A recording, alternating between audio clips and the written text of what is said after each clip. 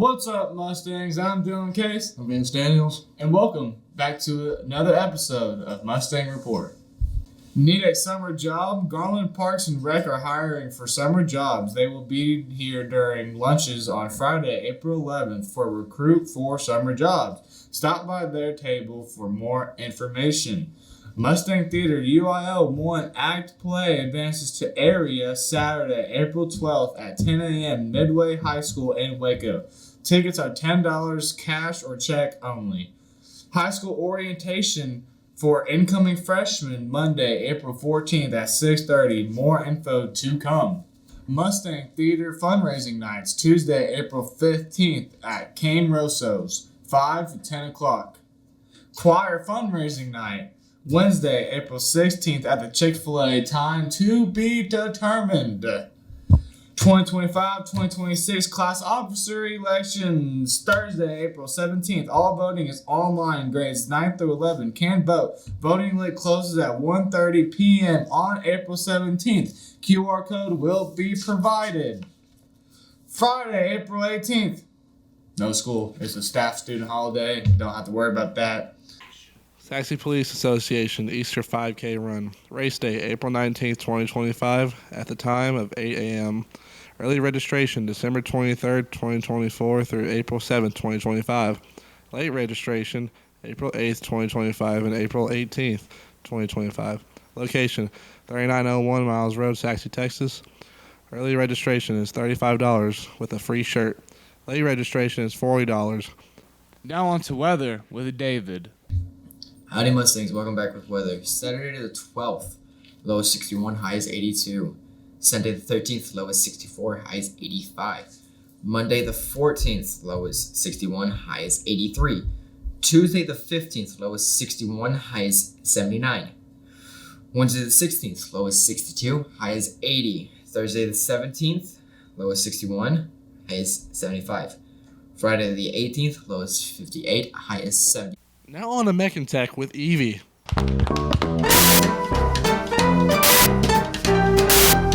Hello, Mustangs. So, deep web and dark web. What's the actual difference? The main difference is that the dark web actually takes some effort to access, like Tor's browser plus some other things. You probably want Tor and some other things. I will not explain it, for obvious reasons, such as I don't want to get in trouble. The deep web, however, making up over 90% of the internet, in combination with the dark web, the deep web is a portion of the internet not categorized, just like the dark web, except that you can totally 100% access it with knowing an IP address or a URL. You could get there. There's a site called like NeoCities or something like that. Be careful not to go to the wrong one. I'm sure there's a virus. Anyway, there's a website called NeoCities that will take you to parts of the old internet, and hence the deep web, which aren't categorized by search engines. These people cannot be found by looking them up.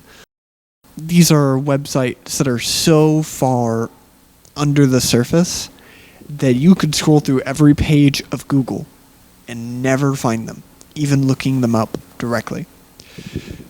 That said, they're not there. You can find them. You just have to know where to look. There are social media sites that you could probably find that have plenty of these categorizations. NeoCities is full of like random parts of the internet that represent the old age but are new. New. So the difference between the deep web and the dark web is really just the activity that takes place. I mean, also the dark web takes more effort to get into, but really the activity that takes place is what separates them. Otherwise, the deep web and the dark web, they're the same thing as far as the iceberg of the internet is concerned. Anyway, see you later, Mustang. Now on to sports with me and Deshaun. What's good, Mustangs? I'm Dejan Thompson. And I'm Dylan Case. And welcome back to the coach's office. These are weekly sports announcements. Baseball games Friday, April 11th versus South Garland. JV at 4 p.m., varsity at 7 p.m. Away games. JV2 baseball Monday, April 14th versus Wiley, 5 to 7 p.m. Home games. Softball games Tuesday, April 15th versus Naaman Forest, JV at 5 p.m., varsity at 6:30 p.m. Home games. That's also senior night. Baseball games Tuesday, April 15th versus Naaman Forest. The JV at 4 p.m., varsity at 7 p.m. Those are away games. Varsity tennis Thursday, April 17th. Varsity district play-in at Wiley and Wiley East. Softball games Thursday, April 17th versus Rowlett. JV at 5 p.m., varsity at 6:30 p.m. Those are away games. Make sure to get your tickets online to go to any of those events. Baseball games Thursday, April 17th versus Naaman Forest, JV at 4 p.m., varsity at 7 p.m. Home games. Track and field, varsity regional meet April 18th through the 19th. Top 4 qualifiers from area location to be determined. Hi, Mustangs. I'm Dylan Case. I'm Dejan Thompson. And thank you for watching the Coach's Office once again. Now on to all the evergreen stories. The Army General who invented Muzak. Muzak is much more than elevator music. When it was invented in the early 20th century, Muzak represented a technological marvel, a new way of broadcasting music using a home's standard electrical wiring. Muzak's inventor, General George Owen Squier, envisioned a world in which music was the soundtrack of everyday life, broadcast from a small box in every home connected to a global network. Keep in mind that was 100 years ago before streaming music. Born in Dryden, Michigan in 1865, Squier was the first Army officer to earn a doctoral degree. He held more than 65 patents in wired and wireless communications, and he was instrumental in bringing airplanes into the U.S. military. He was the first military officer to get a Ph.D. He was the first passenger on a military flight, and he even helped purchase the Army's first plane from the Wright brothers. Late in life, Squier retired from a highly decorated career in the Army Signal Corps and dedicated himself to his pet project, Muzak. After Squier graduated from West Point Military Academy in 1887, he was assigned to an artillery unit in Fort McHenry in Baltimore, Maryland. To improve his understandings of ballistics and battlefield communications, Squier studied electrical engineering at nearby Johns Hopkins University. In 1898, Squier served in the Philippines during the Spanish-American War. He commanded a ship that laid hundreds of miles of communication cables to connect soldiers on far-flung islands. Squier became convinced that the Army would win faster and save lives with improvements in long-distance communications. At the time, technologies like the telegraph and telephone were limited to transmitting one signal or conversation over communication cables at a time. Quote, "If one wire could be made to do the work of many wires," wrote Squier, "the main difficulty in field communications for war purposes would be solved." Using his engineering background, Squier developed a system for transmitting multiple signals over the same wire at different frequencies.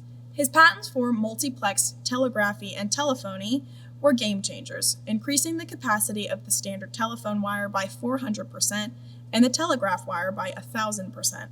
Squier's multiplexing technology was a boon to early telephone companies like the American Telephone and Telegraph Co., AT&T, which Squier later sued for patent infringement. Not only was Squier a technological genius, but he was able to imagine novel applications for his technology beyond military communications. In 1910, soon after filing his patents for multiplexing, Squier recorded this idea in his journal. Try superimposing wireless, telegraphic, and telephonic messages upon the same ordinary electric wiring, in buildings or throughout a city.